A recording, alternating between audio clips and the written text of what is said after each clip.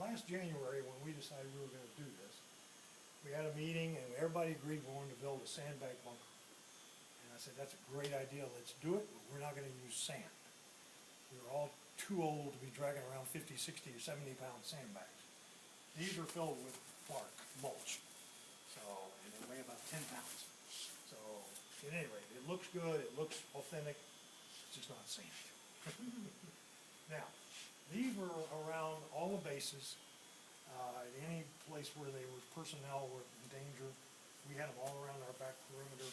The Navy tended to put them up on towers. The Marines didn't. There were two types of bunkers. This would be more or less a fighting bunker here.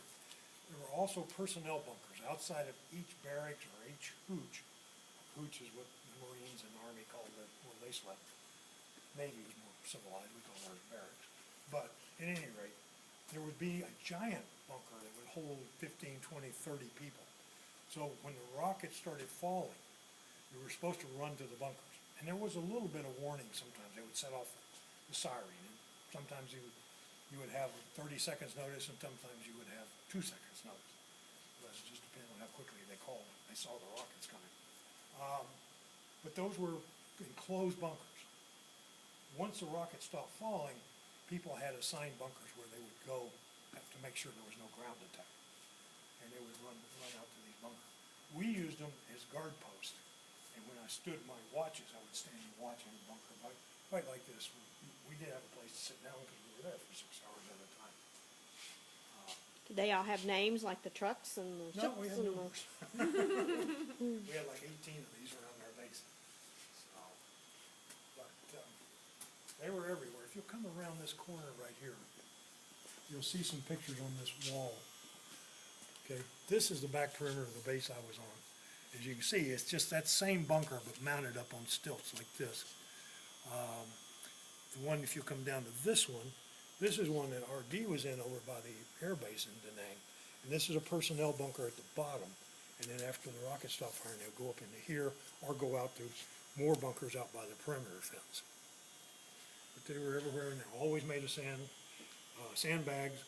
And if we had nothing, if you didn't ever want to be sitting around and look like you had nothing to do, because if you did, they would tell you, why don't you go fill some sandbags? There was constantly filling of sandbags. So the sand was their resource there on that land? Where we were, it was all sand. Now, I understand in other areas, they had to actually truck the sand in. But our sand was just there. So, okay, this is the in memoriam section. There are 21 gentlemen on this wall, all from Collin County. All of them were killed in Vietnam. On here you can see their ages. They range from 18 up to about 25. Most of them 20, 21. And the reason this is up here is R.D. Foster, I think the story goes, he was attending a reunion or met up with old high school buddies. And somebody said, well, whatever happened to so-and-so? And R.D. said, well, he was killed in Vietnam. Well, what about so-and-so? Oh, he was killed in Vietnam too. And basically, I think he got a little upset that people didn't remember. So he wrote a book called One Day as a Lion. And it was about each one of these guys. It tells a little bit of their life story before they went into service, what they did in the service, how they were killed. And he's written a book. And we have that available here at the museum. And it's about all of these different guys. This map. And that's him there on the wall. Yeah, it was him over there. This map shows you where each of them was killed. Like number 1 on the map was killed here. This is just south of a town called Chuai. And he was killed back in early '66. The last one on here, number 21, was Bobby Harris. He's from McKinney, and he was killed on March 17th in '71, but his remains were not returned, were not found until 2004. So he was MIA up until 2004. But they established that the day he was shot down is probably the day he was in a helicopter. It was probably the day that he was killed. So they used that as the date. And this is R.D. Foster over here. Yeah. Kyle. That's what I need. Yeah. There.